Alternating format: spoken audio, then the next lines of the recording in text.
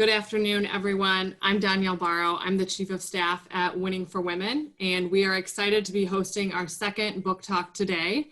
And I'm joined by two very special guests, Heather Nauert, who is a former State Department official and Fox News anchor, who's going to be moderating today's discussion with Senator Martha McSally. Heather, Senator McSally, thanks so much for joining us today. Thank you. And Danielle, thank you so much. Senator, it's great to have you here. And thanks to all the Winning for Women team members who pulled this together and are joining us today. You know, we have a lot of the Winning for Women members from across the country who've joined us, Senator, and they're going to be asking us some questions in just a little bit. First, let me start with those who are not completely familiar with your incredible background by giving a few highlights from your career. Senator McSally currently represents the people of the great state of Arizona. Her road to Congress is truly a remarkable one. She's an Air Force Academy graduate. She went on to become the first female fighter jet pilot in a combat zone. And for those of you who don't recall, that was not allowed for a very, very long time. So the senator will talk with us a little bit about her fight and her battle to finally get there. She retired in 2010 as a full colonel, and she made her way eventually to the United States Senate, where she serves today. She was deployed, I should mention, 6 times to combat zones, earning a Bronze Star and also 6 air medals. The senator has written a new book called Dare to Fly, and it is incredible. I read it last week and hope you will all get a chance to read it as well. Senator, welcome. Thanks for having me, Heather. It's great to have you. Before we get to talking about your book, I just want to go over quickly some of the news of the day items. And we're talking a lot about coronavirus this week and the package that the Senate is working on. Something that has been important to you and other women in the Senate is a provision that would provide some funding for daycare facilities so that women and families can get back to work to help boost the economy. Tell us what that would do.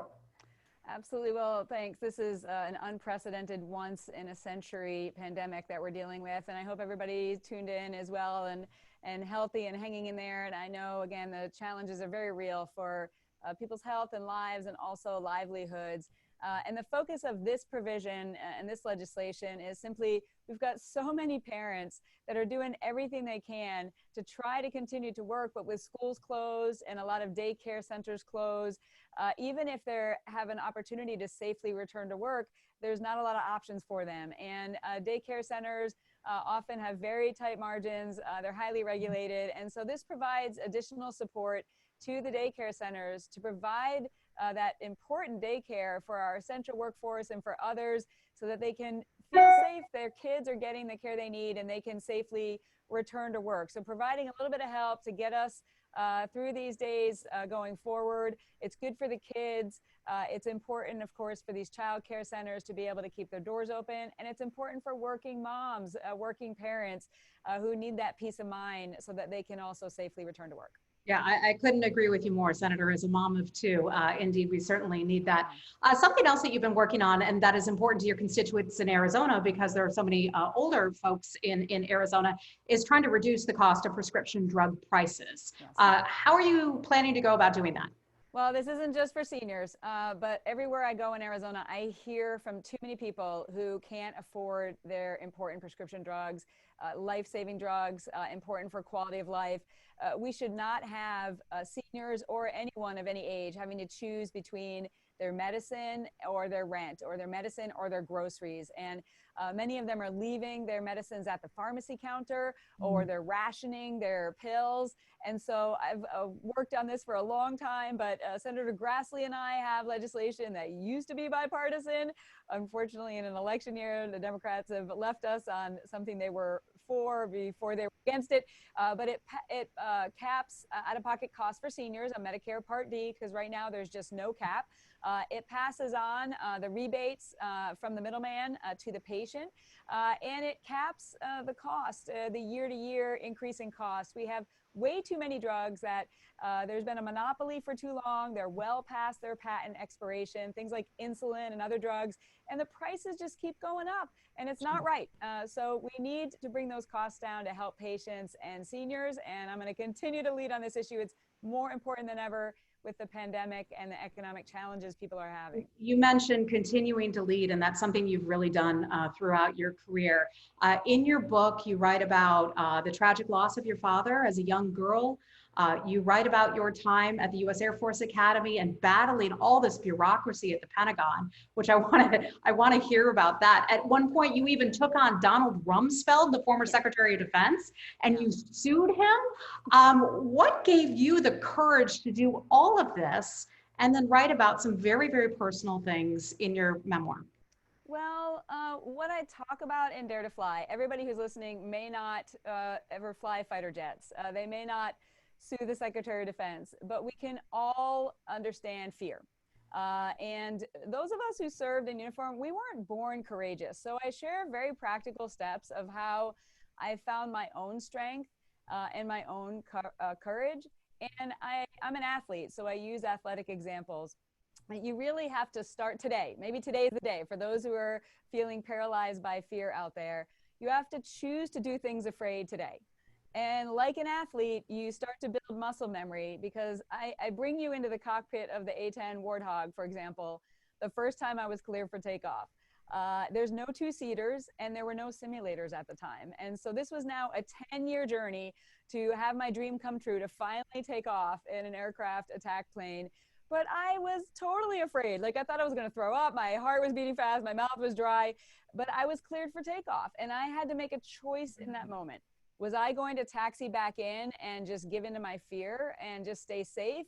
Or was I going to push up the power? Was I going to trust the people who went before me and my instructors and everything I went to get to that moment and learn to take off afraid? I obviously took off afraid. And by doing that, I built my own courage to say, you know what? The fear doesn't have any power over me. And that built my courage to then do the next flight, and then to fly in combat, and then to command in combat. So just like anything, we can either have a habit pattern of being paralyzed by fear, or we can build those patterns of choosing to do things afraid, and then don't allow the fear to overpower you.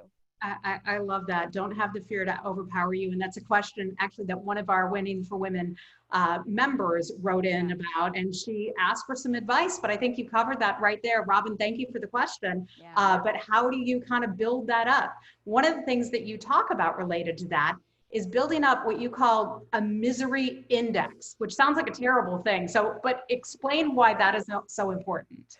So I came up with this idea while I was climbing Mount Kilimanjaro, and I was with, it was me and 7 guys, this is just a story of my life, going to the top of this mountain, 19,340 feet. It was pretty difficult. It wasn't technically difficult, but it was cold and lack of oxygen. You don't feel well. One of my teammates brought his 12-year-old son with him, which is pretty young, but he was an elite athlete. And he was really struggling. He wasn't feeling well. He wanted to quit. And as I was trying to encourage him, his dad was doing that, but sometimes, you know, kids won't listen to their parents. Maybe they'll listen to others. I just walked alongside him and I said, you know what, Chris, here's the issue. We're all in our 40s and 50s. We've been through a lot of difficult things in our lives. And right now, when we're miserable, we're tapping into our misery database. I'm thinking back to how I made it through basic training and made it through survival school and made it through all these difficult athletic things and other things. I'm tapping into that in order to strengthen me for this moment right now. And the problem is for you, Chris, your database is empty, right? And so right now you're building your database. And if you can somehow put one foot in front of the other and just get past this and succeed, for the rest of your life, you're going to be able to think back when things are really hard, when the chips are down, you're going to say, I made it to the top of Mount Kilimanjaro when I was 12. And so I use that illustration again for all of us. We're all probably thinking about what's in your misery database. And unfortunately, 2020 is adding to a lot of people's misery database with the challenges that we have right now. But the things that are really tough, the adversity that we go through, whether we were choosing it on Kilimanjaro or things that have happened to us, which are unfair, which I also talk about in my book, they can strengthen you for the next thing and actually make you stronger for your calling in the future. So tap into your misery database today. That's great. Well, one of the very, very personal and uncomfortable things to hear about and read about in your book was your struggle with a sexual assault that took place while you were serving in the military. Sadly, that's something that's all too familiar to women who serve in the military and women in general. So, I mean, how did you not give up during that experience and continue on with an incredible career in the military and get to where you are today? Thanks, Heather. Look, this is a very personal experience I share, which is no surprise to the people who know me and love me that I went through this, first being violated by a high school track coach when I was a vulnerable, fatherless kid. And then in the military, many men and women have been through this, many, like in plain sight. This has happened to a lot of people, and you may have people in your own life that you don't know, but this has happened to. And in my own journey, I just felt like I really wanted to shine a flashlight for others, to share my path to healing and my path to even forgiveness, which is really difficult when it comes to these issues. But I felt it was important because if this happened to somebody last night or 40 years ago, there is healing for you in your own journey. Everybody takes a different path. But for me, I wanted to give hope for others. And also I'm in a position to lead on the issue in society, but also specifically in the military. And so sharing what I went through and not hiding, I hope would give other people strength as well. And Senator, I should mention, we have a lot of incredible women who've joined us today, but also 6 of our new White House fellows. And as you well know, this is a bipartisan program where the best and brightest young Americans are recruited to come to Washington to learn about how the federal government works. Many of these women actually come out of the military. 3 of them joining us today are pilots. I wonder what advice you would give to these women as they enter a new chapter of their careers, leaving fighting fighter jets like you did, for example, and now coming into Washington bureaucracy. Well, first, I salute you. I went through this process myself. I was a national finalist, and actually, when I was on the verge of deciding to sue the Secretary of Defense over the burqa policy, I withdrew from the national finals. So I know what you have been through in order to be selected. You are the best and the brightest, and you have amazing futures in front of you. When you come to DC, I joked a little bit when you said, how Washington, DC works or doesn't work, right?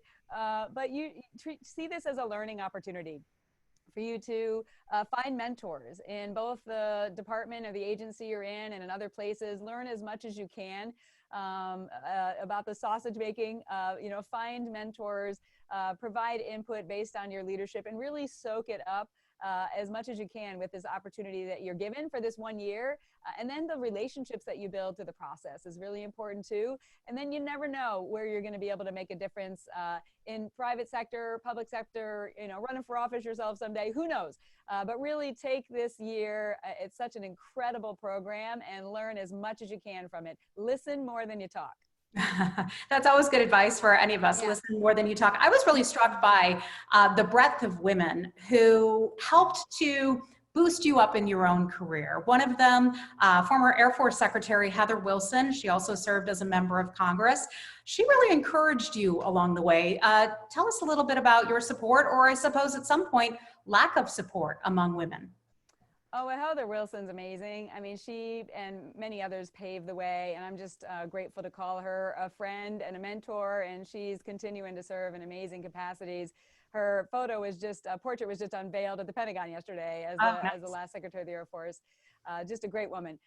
There were oftentimes not a lot of women mentors in a very male-dominated environment. I found earlier on when I was younger, there were so few women, oftentimes we didn't help each other out.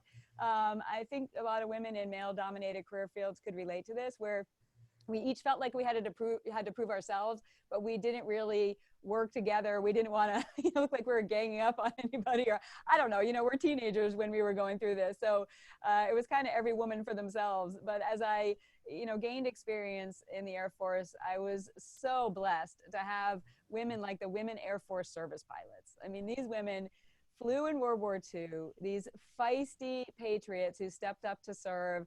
And I just love these women, and they served as role models. They broke the barriers for me. They encouraged me exactly at the times that I was feeling discouraged. And I'm just so honored to have gotten to know so many of them. So we've referenced a couple times your lawsuit against the former Secretary of Defense, and this was something that I had covered when I was a reporter years ago, but I didn't know it was you. You now, Senator McSally. So let's kind of set the stage for folks who are listening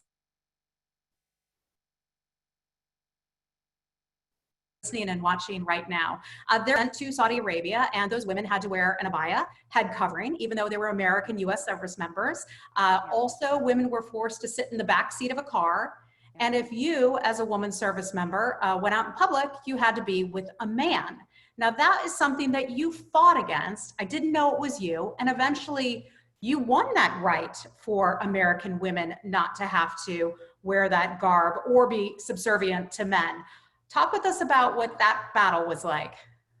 Thanks, Heather. It's a really long story, but I will share with you one of the lessons I learned from it, which is never walk by a problem. I talk about that in my book, right? Look, I walked by the duty desk one day. I had just deployed to Kuwait. These rules did not apply to me, although I was dealing with some other silly restrictions just for women on base in Kuwait. But at the time, I was trying to prove that women could be fighter pilots. I was trying to blend in, be one of the guys, fly well, shoot straight, study hard. And quite frankly, the last thing that I wanted to do was to raise some sort of women issue. But I walked by the duty desk, saw a picture of the young enlisted women in Saudi Arabia wearing the black Muslim garb, and I was like, what? And I had this conviction that it was just wrong. And I could have just walked by the problem and said, that's not my problem. But don't walk by that. I decided to look into it. I researched it. Over the years, I tried to get it changed. Years later, they ordered me over there, many years later, and then threatened to take me up on charges if I didn't comply. I complied with it as I still tried to get it changed on the inside. And in the end, I put my career on the line and sued Donald Rumsfeld. You don't wake up in the morning and say, what are you going to do today for your career? Oh, I think I'll sue the Secretary of Defense. But that was many years into this. And ultimately, my decision-making, which is also a nugget for everybody, is just do the next right thing. Whatever that is for you today, whatever you think you're confronted with, what's the next right thing to do? And so I kept doing the next right thing.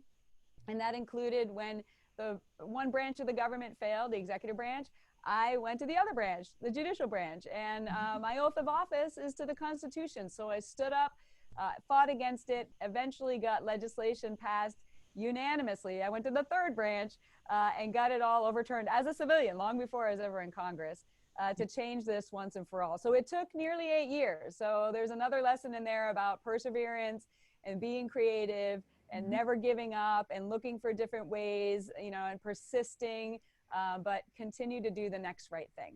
And just to make clear to everyone, that was something that was consistent once you had that policy done away with, to how the State Department and its diplomats operate, because they didn't have to do any of these things when they were conducting business. So I just wanted to make that clear. The whole thing is really a crazy story of bureaucratic policy creep, again, for our White House fellows. Bureaucracies sometimes take on a lot of folklore, policies take on a life of their own. Nobody knows where they came from. Everybody thinks they're above the pay grade. So if you want to change something, figure out where it's written down. Is it law? Is it policy? Who's the signature block? Do your research and be persistent about getting it changed. But you also confronted a lot of adversaries along the way. Jumping back to when you were in air school and you had hoped to become a fighter jet pilot at the time. That was not allowed for women. And so you were flying, I believe it was a T-37, which was a training plane. Correct me if I'm wrong here. Good job. Yep. There were some wives of men in your squadron who would leave threatening messages for you, and they didn't want you to be a part of this team. Yeah, I share, and there's a bigger context of this as we were transitioning into fighters. That was actually later when I was in A-10s. And look, we had the Chief of Staff of the Air Force, the top Air Force officer previously testifying before Congress, that he'd rather pick a less qualified man than a more qualified woman. So we can talk about a lot about culture and how important it is to set that culture at the top. That was the culture where the change happened. And there was a lot of good guys who were fine with women being in the squadron, but there can be a few bad apples who are toxic, mostly insecure in my view. I joke, I said it in the book. People used to say that, all women can't do this because either we couldn't or we shouldn't. But they would say, women are too emotional to be fighter pilots. And I'm like, I've never met a more emotional group of people than those who are against all women being fighter pilots, regardless of their capabilities. It was such an emotional issue. And so, yes, there was hostility, by individuals. And I tell a story of, just a disparaging message that I got. And I decided at that point, you know what, I'm going to go into my commander and say, this is not my problem. This is your problem. You need to fix this. Usually I tried to fight my fight solo, but I learned sometimes along the way, these are other people's problems. They're the ones who have to fix the environment. You don't have to do it alone. And as you point out, even those of us who are civilians here, you need a wingman. Yes. And wingmans come in different shapes, colors, all of that throughout our careers and throughout our personal lives. Tell us a little bit about why that is so important to have a wingman. It's so true. When we fly in combat, here's where it comes from. I'm flying in my A-10 alone. Using my hands. You fly alone in your airplane, but you never fly solo. You always have someone on your wing. So if I'm the flight lead and I'm talking to the guys on the ground and I'm looking at my maps and I'm figuring out how we're going to attack the target, my wingman's looking out for me. My wingman's job is to look around for any threats, to look around from threats from the ground or the air, and then to just hang in there and provide that mutual support. And we all need that in our lives, whether it's someone who encourages us at the moment when we're choosing to do things afraid, or somebody who's also gonna, hold us accountable, right? And tell us, hey, stop, you're about to make a bad decision. We need to go this way, not that way. They come in all shapes and sizes. I also talk about my four-legged wingman in my life. I'm a, total dog lover. But it's that support that we need at the critical times and chapters in our lives. And that can come from family. It can come from a stranger sometimes. It can come from someone who inspires you that maybe you never meet. But just look for those wingmen in your life. Flying solo is never good and not the safest way to fly. We need each other. Yeah, I love that piece of advice. That's so important. I think we'll all take away from that. And those wingmen don't have to be with us for our entire lives. They can kind of pop in and out of your lives at different points as you need it. Let's talk a little bit about your time going to Washington, coming to Congress. I mean, I was really struck. There was a time that you had expressed some interest in getting involved in politics, and you were encouraged to run for the school board instead. Not that that is not important. That is a very important role, but that says a lot about how people thought of women in politics sometimes. Yeah, I'm not a political operative. I've spent 26 years in uniform since I left home at the age of 18. But part of our culture in the military is if you're ever complaining about something, you better be willing to do something about it. And so I had the experience as a legislative fellow on Capitol Hill. When I was a major, I was really blessed to work for Senator John Kyle for a year. I kind of blame him for planting the seed that he was a hardworking man of integrity. He was very well respected and got a lot done. And I didn't leave that assignment thinking, oh, I want to do that someday. I really don't like politics at all.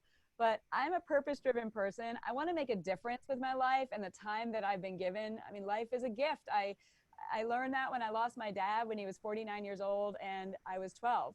I learned that a few weeks ago when my 58-year-old brother passed away very unexpectedly. So if this is the last year of my life, what can I do to make a difference? And as I found myself frustrated, I just felt this fire in my belly and this calling to step up and serve in this new combat zone here in DC. And it wasn't an easy journey, just like everything else in my life, but I'm here serving and it's an absolute honor. You sure are. And on behalf of those who are watching, I know everyone will want me to say we're so sorry to hear about the loss of your brother, and we'll be thinking and praying for your family. Thank you, for his kids especially. We have another question from one of our guests watching. Her name is Cheryl. She's from Piedmont, South Carolina.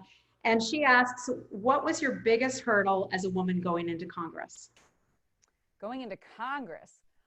Well, it reminded me of a fighter squadron in a lot of ways. It very much feels like a good old boy network at times. We now have more women, but at the time we didn't have a lot. So, I mean, I had to learn in the military about how to be effective in a male-dominated environment, and I think I've shown that as well. I tied with Chuck Grassley for the most bills signed into law last year as my first year in the Senate, and my first term in the House, I was ranked the 9th most effective member. So it's not the same as flying jets, but you got to figure out how to be effective. Some people come here and do a lot of talking. I'm actually here to make a difference. And so just trying to figure out how to do that probably is definitely legislating is a different skill set, but it's not rocket science. I mean, I just had to figure out, schoolhouse rock, how a bill becomes a law. If you're trying to get something done, how do you move that forward? How do you build momentum? And so, I've been trying to really make a difference with the time I've been given. And I've shown that I've been able to be a pragmatic problem solver. What do you think, when you look at our country today and the military is known for being apolitical, you're obviously a Republican, but you look at the debate that we're having today and how torn so many Americans are and how divisive it has become. What's your advice for us getting back to a place where we can have more effective progress in Washington and in our home communities? Yeah, the division is very real. Honestly, I was surprised by it. I kind of laugh that my story of breaking barriers as a woman, all the feminists were behind me, like, wow, taking on the establishment, until they found out in the media as well. They found out I was a Republican candidate for Congress. Then my story wasn't as inspiring as it was before. But, it is what it is. I would say for all of us, look, I realize there's sincerely held different views, but we're Americans. There's more that unites us than divides us. We need to have that diversity of ideas as well. We should respect each other as we share our views. And if we disagree, let's do it without being disagreeable. And I don't mean that to be like pie in the sky, but we're in a real place where people just want to shut down, not listening to somebody who doesn't agree with them. And not just that, not just do I think you're wrong, but then it's like, it goes even worse. You're evil and I wish you harm. And it's just not, that's not right. It's, I get messages like that all the time. Like, come on, man, I'm just trying to make a difference. I'm just trying to serve. We may not agree, but we're doing the best we can. And so can't we find places as Americans that we can find common ground to solve the problems in front of us? Our enemies out there want to see us divided internally. Let's show our strength together as Americans to face the challenges that we have right now and in the future.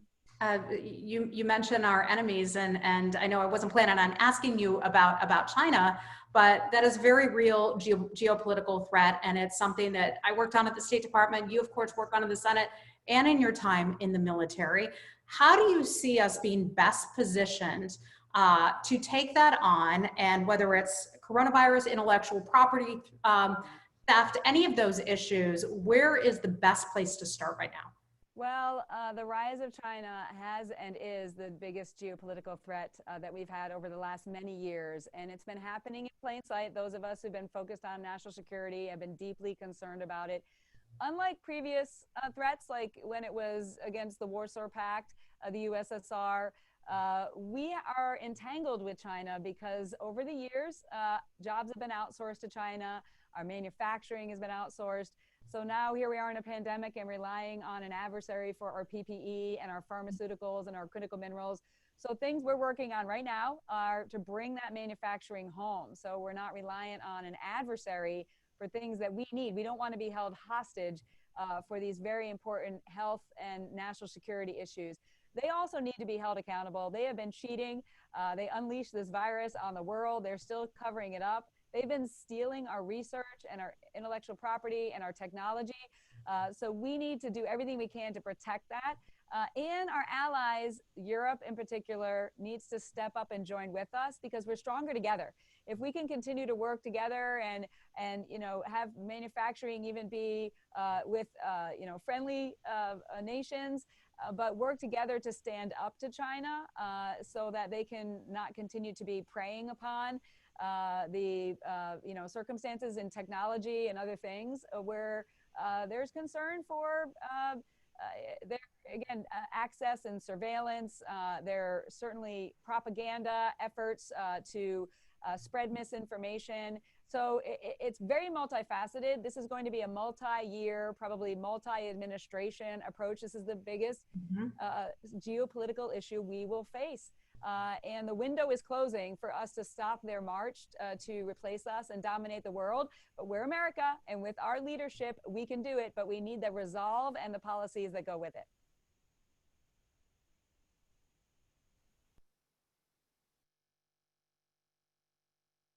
Uh-oh, I don't hear you anymore. Stand by for time, and we have to wrap it up here. I just want to give you a chance. I just want to give you a chance to clarify or expand on something a little bit. You mentioned COVID being unleashed on us. Did you mean that you thought it was something that was intentionally done, or just clarify that if you would? Sure. As far as we still don't know who patient zero is, we don't know exactly where it came from. But what we do know is that China knew they had a problem. And they tried to cover it up. They destroyed samples, they silenced doctors, they kicked out journalists, they blamed it on the US Army, and they started on a propaganda campaign while they restricted travel internally and allowed the travel to continue internationally. So not saying that it was done on purpose, but just saying that their actions since the patient zero, we still don't know where this virus came from. And if they had taken early action, and if they had let in the best experts and they had stopped it from spreading, it would have saved so many American lives. We had to learn from the virus as it came to America. And they, you know, it's that malevolent, you know, behavior, which is what communists do. You know, it's just like they're Chernobyl. Cover it up, try to make it go away, pretend it didn't happen. And that's, in this case, they need to be held accountable. I have legislation that allows us to hold them accountable, and it's one of many tools in our toolkit. Well, we look forward to reading about that. That's certainly an important issue for so many Americans. But we are truly fortunate to have you represent the United States, a wonderful example for young women and all women, really, as you fought through so much adversity and have come out on the other end. Hats off to you, Senator McSally. Danielle is here, so that means our time is up. But Senator, thank you so much. Thank you, everybody. Hang in there. We're going to get through this. An optimistic and unified approach together. We're going to prevail. Heather, thank you. Senator, thank you as well for your time today and for sharing your story. You truly are a phenomenal woman, and I just stand in awe of all you've accomplished. And to all of our Winning for Women members, thank you for all those who listened in. To learn more about the work we're doing at Winning for Women and the women that we're supporting, you can go to winningforwomen.com. Until next time, we hope everyone has a great day and stays safe and healthy.